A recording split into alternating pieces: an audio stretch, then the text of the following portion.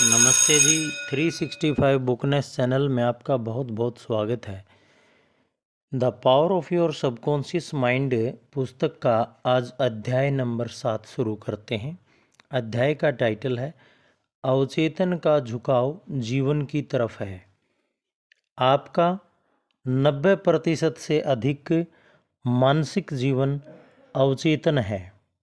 अगर आप इस अद्भुत शक्ति का प्रयोग नहीं करेंगे तो आप बहुत संकीर्ण सीमाओं में जीने के लिए अभिशप्त होंगे। आपके अवचेतन की प्रक्रियाएं हमेशा सृजनात्मक जीवन की तरफ होती हैं। आपका अवचेतन आपके जीवन का निर्माता है और इसके सभी महत्वपूर्ण कार्य करता है। यह हर दिन 24 घंटे काम करता है और कभी नहीं सोता है। यह हमेशा आपकी मदद करने और आपको नुकसान से बचाने की कोशिश करता है। आपका अवचेतन मन असीम जीवन और असीम बुद्धिमत्ता के संपर्क में रहता है।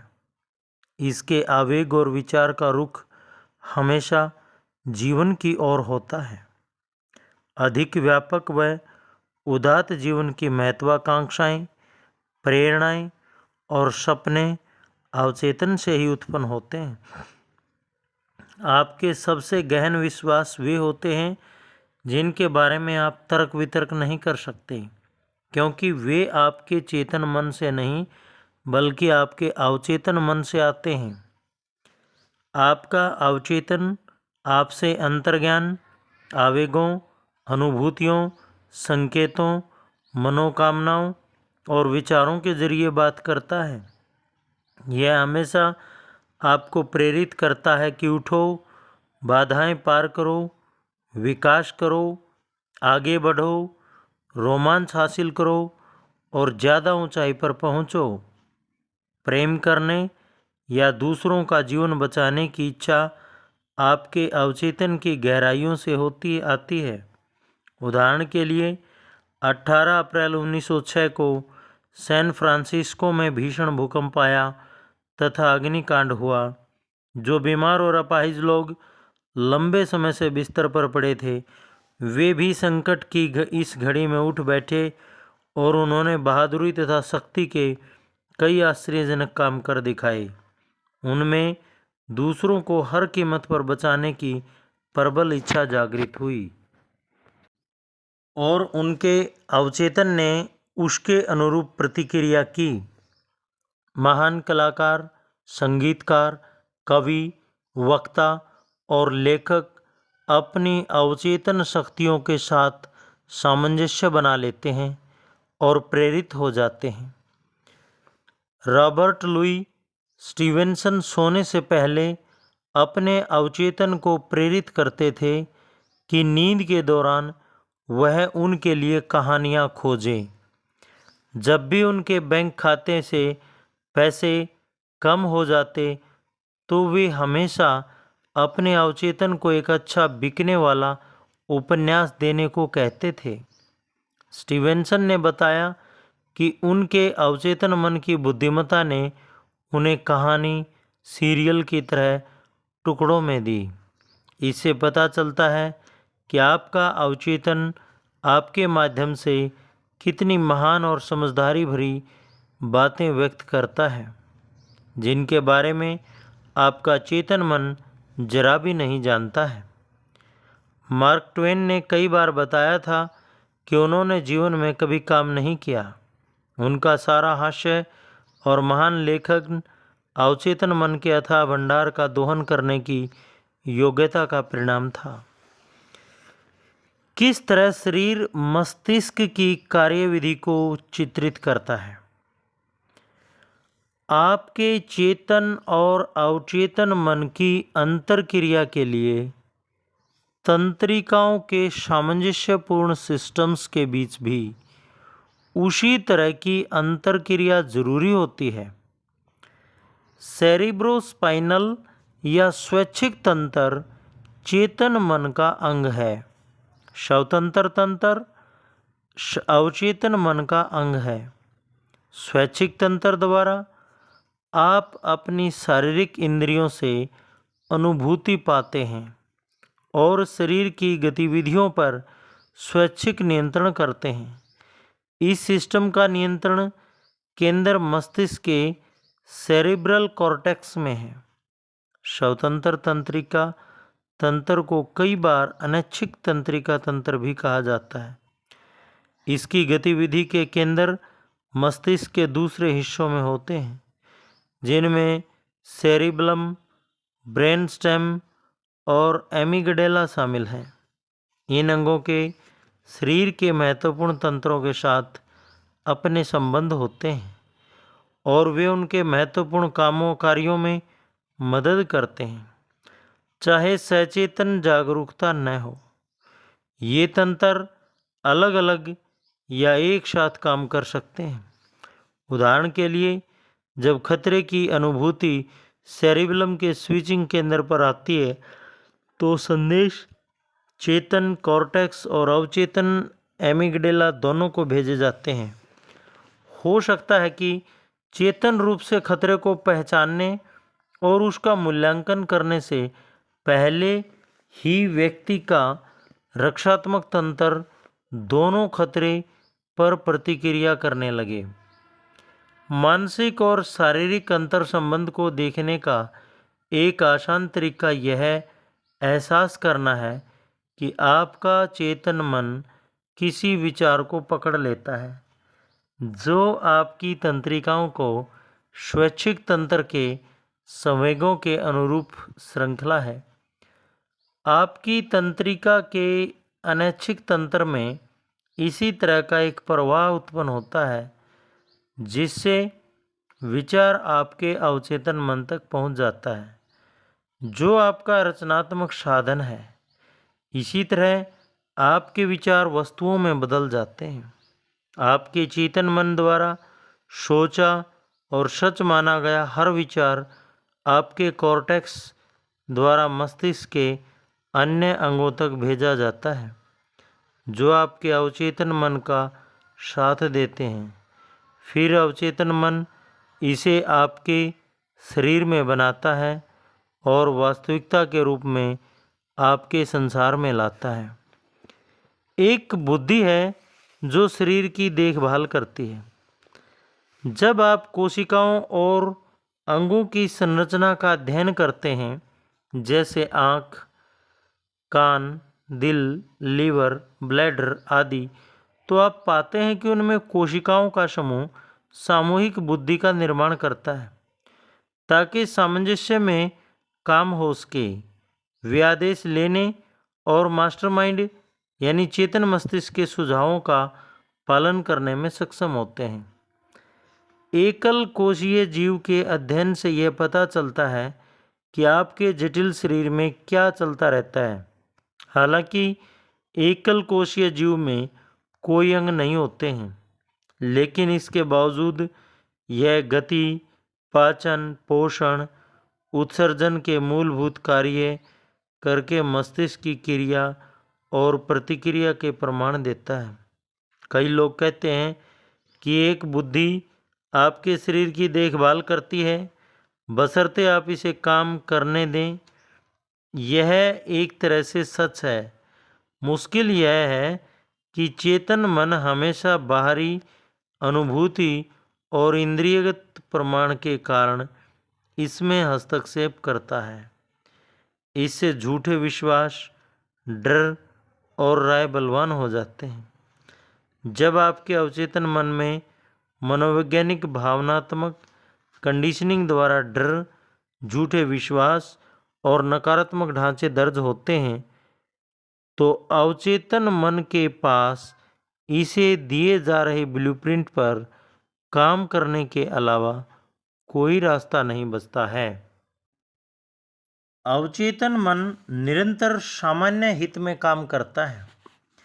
आपका कल्पनावादी मन निरंतर सामान्य हित में काम करता है और सभी चीज़ों के पीछे सामंजस्य के निहित सिद्धांत को प्रदर्शित करता है।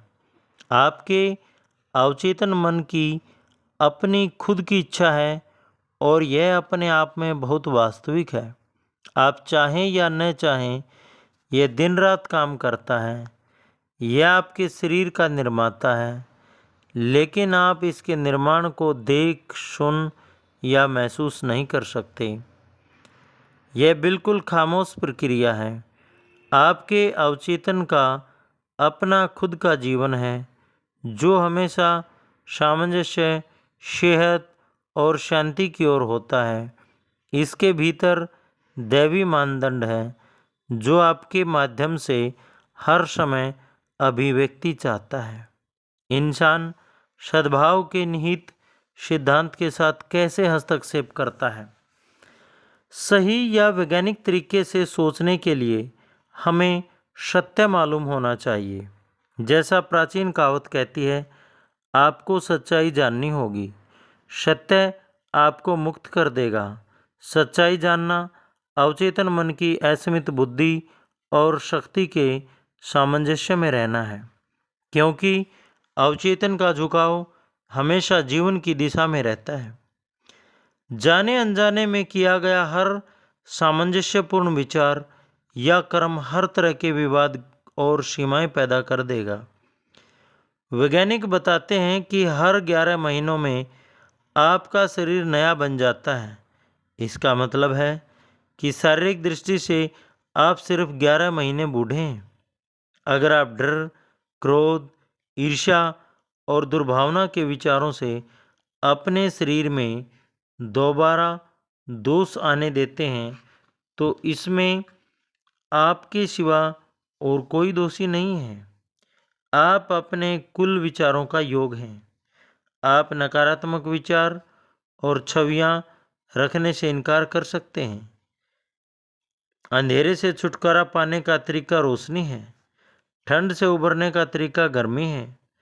नकारात्मक सोच से उबरने का तरीका सकारात्मक विचार रखना है। अच्छाई की घोषणा करें, बुराई अपने आप गायब हो जाएगी। सेहतमंद, जीवंत और शक्तिशाली बनना स्वाभाविक क्यों है? बीमार होना अस्वाभाविक क्यों है? औसत बच्चा दुनिया में बिल्कुल स्वस्थ आता है और इसके सभी अंग सटीकता से काम करते हैं। यही सामान्य अवस्था है। हमें स्वस्थ, जीवंत और शक्तिशाली होना चाहिए। आत्मरक्षा की अनुभूति मानव स्वभाव की सबसे प्रबल अनुभूति है। यह आपके स्वभाव में निहित सबसे शक्तिशाली, हमेशा मौजूद और लगातार काम करने वाली सच्चाई है। जब आपके विचार और विश्वास हमेशा आपकी रक्षा करने वाले जीवन सिद्धांत के सामंजस्य में होंगे, तो वे अधिक क्षमता से कार्य करेंगे।